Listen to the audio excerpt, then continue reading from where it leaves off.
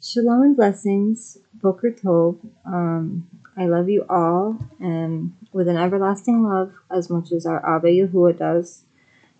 Just as a reminder, if anyone is feeling sad or lonely today, you are loved. The CEPHERIYM, the Book of the Shaymayim, is also called a collection of writings on the heavens. I don't know how you guys like me to read it. Like, do you guys like it better when I change where they have heaven and put Shaymayim, or do you guys like it when I do both? Just let me know in the comments so I can make some changes if you guys would like me to make any changes, or if you guys want me to keep it the same. Okay, anyway, so we are now on verse 70. So I'm going to go from 70 to verse 80, or 70 through 79, so that we can start on, say, 70, 80, 90 each time, like in sequence, because the way I've been doing it, it doesn't really seem right to me. Because like 61 through 69 doesn't seem right to me. It would be better if I do it 70 through 79 and so on and so forth. All right, I won't take up much more of your time. We are on 1st Enoch 70. Also, do you like it better when I say Enoch or Canuck? It says Canuck in the book, but most people know him as Enoch, so just let me know in the comments. Much love. Okay. 1st Enoch 70. After this, the name of the son of Adam, living with Yahuwah Zavuot, was exalted by the inhabitants of the earth. That's another word I was going to ask you guys about, if you would like me to just say what's there, or say Eretz. Okay, sorry about that. It was exalted in the chariots of the Ruach, the spirit, the indwelling spirit, and the name went forth in the midst of them. From that time I was not drawn into the midst of them, but he seated me between two Ruachoth, which is spirits, between the north and the west, where the angels receive their ropes to measure out a place for the elect and the righteous. There I beheld the fathers of the first men and the Kodashim, who dwelt in that place forever. We are on Enoch, 1st Enoch 71. Afterwards, my Ruach was concealed, ascending into the Shaymayim, or the heavens. I beheld the sons of the it says holy angels, I've been saying Kodesh angels, treading on flaming fire, whose garments and robes were white, and whose countenances were transparent as crystal. I saw two rivers of fire, glittering like the hyacinth. Then I fell on my face before Yahuwah Zavuot, and Michael, one of the archangels, took me by my right hand, raised me up, and brought me out where was every secret mercy and secret righteousness. He showed me all the hidden things of the extremities of the Shaymayim, all the receptacles of the stars, and the splendors of all, from where they went forth before the face of the Kodesh. And he concealed the Ruach of Enoch in the heaven of heavens. There I beheld in the midst of that light a building raised with stones of ice, and in the midst of these stone tongues of living fire. My Ruach saw around the circle of this flaming habitation on one of its extremities rivers full of living fire which encompassed it. Then the seraphim, the cherubim, and the ophanim,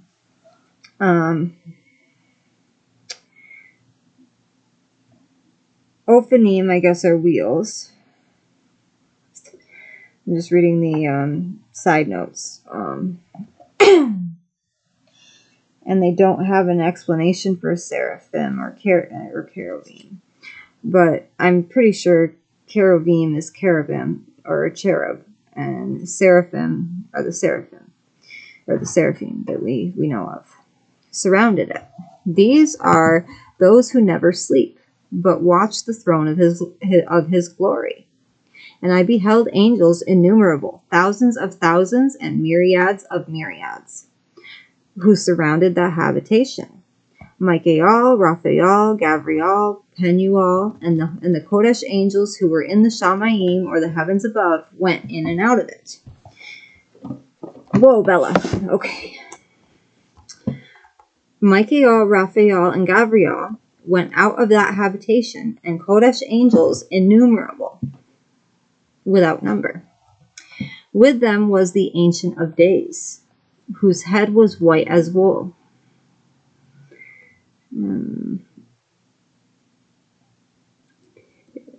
It just has a bunch of different verses you can go to.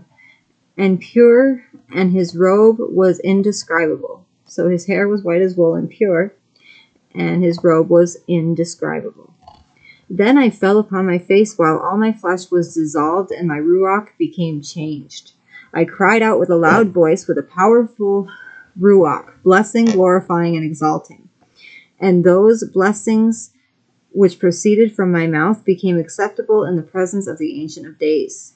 The Ancient of Days came with Michael and Gavriel, Raphael and Penuel, with thousands of thousands and myriads, which could not be numbered. Then that angel came to me with his voice, saluted me, saying, "You are the son of Adam, who is born for righteousness, and righteousness has rested upon you. The righteousness of the Ancient of Days shall not forsake you. He said, on you shall he confer peace in the name of the existing world. Therefore has peace gone forth since the world was created. And thus shall it happen to you forever and ever. All who shall exist, and who shall walk in your path of righteousness, shall not forsake you forever. With you shall be their habitations, with you their lot, nor from you shall they be separated forever and ever. And thus shall length of days be with the son of Adam. Peace shall be to the righteous, and the path of integrity shall the righteous pursue, in the name of Yahuwah Zavuot, forever and ever." The revolutions of the luminaries of the Shaymayim, or it says heaven. Verse 72, or chapter 72, I apologize. The Sefer of the revolutions of the luminaries of the Shaymayim, according to their respective classes, their respective powers, their respective periods, their respective names, the places where they commenced their progress, and their respective months, which Uriel, the Kodesh angel who was with me, explained to me. He who conducted them, the whole account of them, according to every year of the world forever, until a new work shall be effected, which will be eternal. This is the first law of the luminaries. The sun and the light arrive at the gates of Shaymayim, or the gates of heaven, which are on the east and on the west of it, at the western gates of the Shaymayim. I beheld the gates from where the sun goes forth, and the gates where the sun sets, in which gates also the moon rises and sets, and the conductors of the stars among those who precede them, 6 at the rising and 6 at the setting of the sun. All these respectively, one after another, are on a level, and numerous windows are on the right and on the left sides of those gates.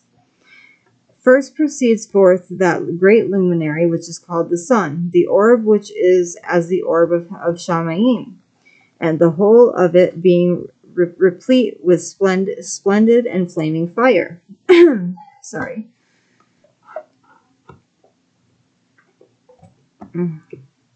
Its chariots, where it ascends, the wind blows. The sun sets in Shaymayim, and returning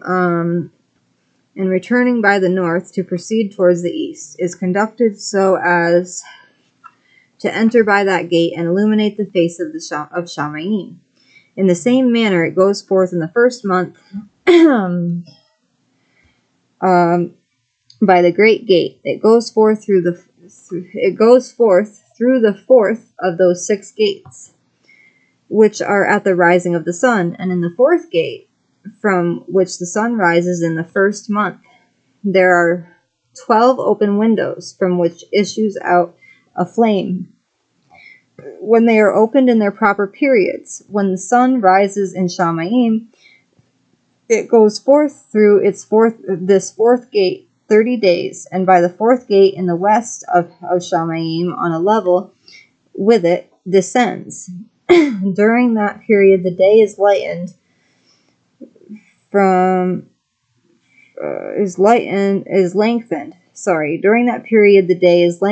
the day, and the night curtailed from the night for 30 days. And the day is longer by 2 parts than the night. The day is precisely 10 parts, and the night is 8. The sun goes forth through this fourth gate, and sets in it, and turns to the fifth gate during 30 days, after which it proceeds from and sets in the fifth gate. Okay. Then the day becomes lengthened by a second portion, so that it is 11 parts, while the night becomes shortened and is only 7 parts. The sun now returns to the east, entering into the sixth gate, and rising and setting in the sixth gate 31 days on account of its signs. At that period the day is longer than the night, being twice the night, and become 12 parts. But the night is shortened and becomes 6 parts. Then the sun rises up that the day may be shortened and the night lengthened. And the sun returns toward the east, entering into the sixth gate, where it rises and sets for 30 days. When that period is completed, the day becomes shortened precisely 1 part, so that it is 11 parts, while the night is 7 parts. Then the sun goes from the west from that sixth gate and proceeds eastwards, rising in the fifth gate for 30 days and setting again westwards in the fifth gate of the west. At that period the day becomes shortened 2 parts and is 10 parts, while the night is 8 parts. Then the sun goes from the fifth gate as it sets in the fifth gate of the west and rises in the fourth gate for 31 days on account of its signs setting in the west. At that period the day is made equal with the night, and being equal with it, the night becomes 9 parts and the day 9 parts equally. Then the sun goes from that gate as it sets in the west, and returning to the east proceeds by the third gate for 30 days, setting in the west at the third gate. At that period the night is lengthened from the day during 30 mornings, and the day is curtailed from the day during 30 days, the night being 10 parts precisely, and the day 8 parts. The sun now goes from the third gate, and it sets in the third gate in the west, but returning to the east. It proceeds by the second gate of the east for 30 days. In like manner also it sets in the second gate in the west of heaven, or Shaymayim. At that period the night is 11 parts and the day 7 parts. Then the sun goes at that time for the second gate, as it sets in the second gate in the west, but returns to the east, proceeding by the first gate for 31 days, and sets in the west in the first gate. At that period that night is lengthened as much again as the day. It is 12 parts precisely, while the day is 6 parts. The sun has completed its beginnings, and a second time goes round from these beginnings. Into the gate it enters for 30 days and sets in the west in the opposite part. At that period the night is contracted in its length a 4th part, that is 1 portion, and becomes 11 parts. The day is 7 parts. Then the sun returns and enters into the second gate of the east. When they're saying the day is 7 parts, it kind of makes me think of the 7-day week. It turns by these beginnings 30 days rising and setting, and 30 days for the month. At that period 30 to 31. And at that period the night is contracted in its length. It becomes 10 parts and the day 8 parts. Then the sun goes from that second gate and sets in the west, but returns to the east and rises in the east in the third gate 31 days, setting in the west of Shaymayim. At that period the night becomes shortened. It is 9 parts and the night is equal with the day. The year is precisely 364 days, and the lengthening of the day and night and contraction of the day and night are made to differ from each other by the progress of the sun. By means of this progress, the day is daily lengthened, and the night greatly shortened. This is the law and progress of the sun, and is turning when it turns back, turning during 60 days, and going forth. This is the great everlasting luminary, that which he names the sun forever and ever. That's strange because we have 365 days in a year, and it's been shortened. There's 364 here. But that doesn't make sense to me either, because we also learned that there was 2 months added to our year. So that's another discrepancy that we have to be a little careful of. This also is that which goes forth a great luminary, and which is named after its peculiar kind, as Elohim commanded. And thus it goes in and out, neither slackening nor resting, but running on in his chariot by day and by night. Its light is 7 times brighter than that of the moon, but the dimensions of both are equal. I was just thinking about it, and like, with the two extra months added to our year, they probably somehow still made it equal 365 days in a year. But it's only a discrepancy by 1 day. So that's one thing that is a little skeptical to me here. But they could just do it as a confusion tactic to try to confuse our Kodesh festivals. Okay, we're on 1 Enoch 73. After this law I beheld another law of an inferior luminary, the name of which is the moon, and the orb of which is as the orb of Shaymayim. Its chariot secretly ascends, the wind blows, and light is given to it by measure. Every month at its exit and entrance it becomes changed, and its periods are as the periods of the sun, and when the moon is full, its light is a 7th portion from the light of the sun. Thus it rises, and at its commencement toward the east goes forth for 30 days. At that time it appears and becomes to you the beginning of the month, 30 days with the sun in the gate from which the sun goes forth. Half of it is in extent 7 portions, 1, and the whole of its orb is void of light, except the 7th portion out of the 14 portions of its light. And in a day it receives the 7th portion, or half of its light. Its light is by 7s, by 1 portion, and by the half. It sets with the sun, and when the sun rises, the moon rises with it, receiving half a portion of light on that night when it commences its period. Previously to the day of the month, the moon sets with the sun, and on that night it is dark 14 portions, that is half, but it rises on that day with 1/7 portion precisely, and in its progress declines from the rising of the sun. During the remainder of its period, its light increases to 14 portions. Since this is becoming a little bit long, I am going to continue our lesson next time.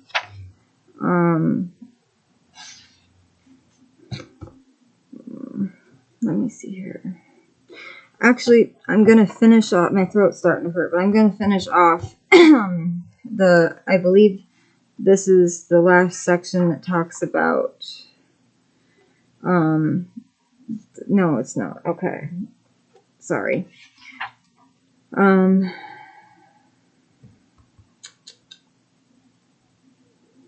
Okay, so this whole section is on the luminaries. I don't know. I will just read a few more portions here. I apologize. Roscoe.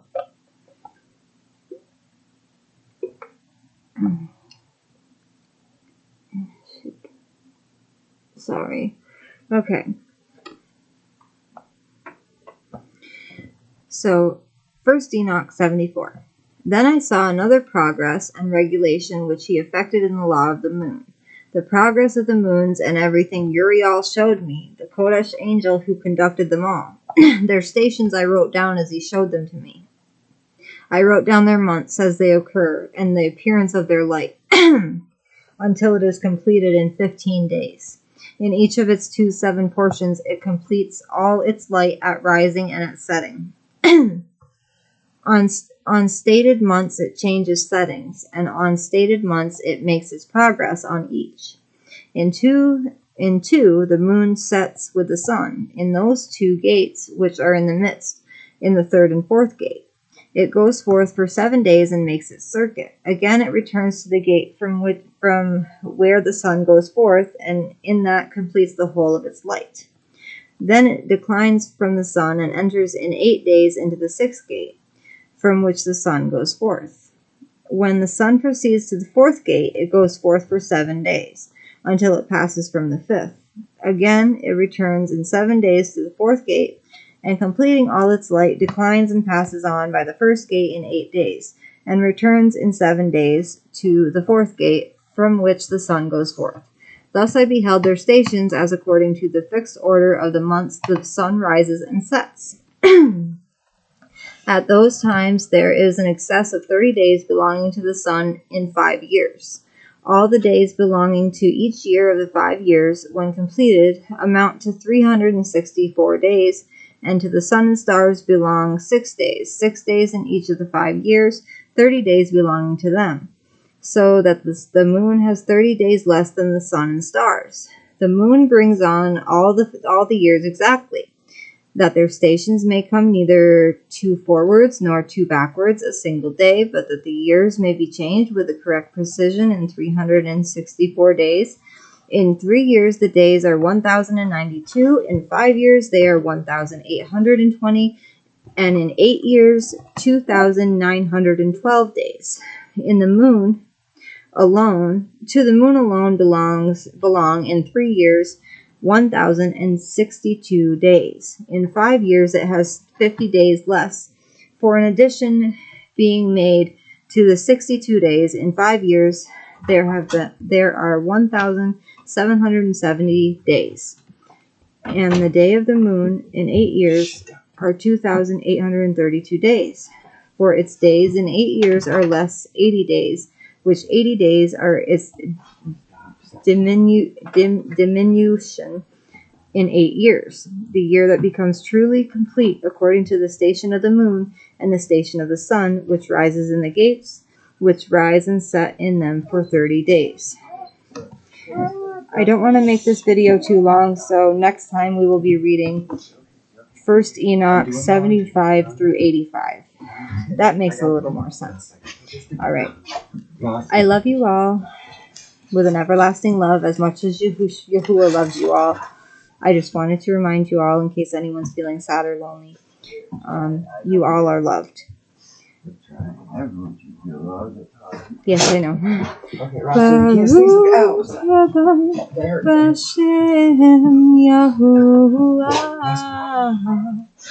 Shalom and blessings.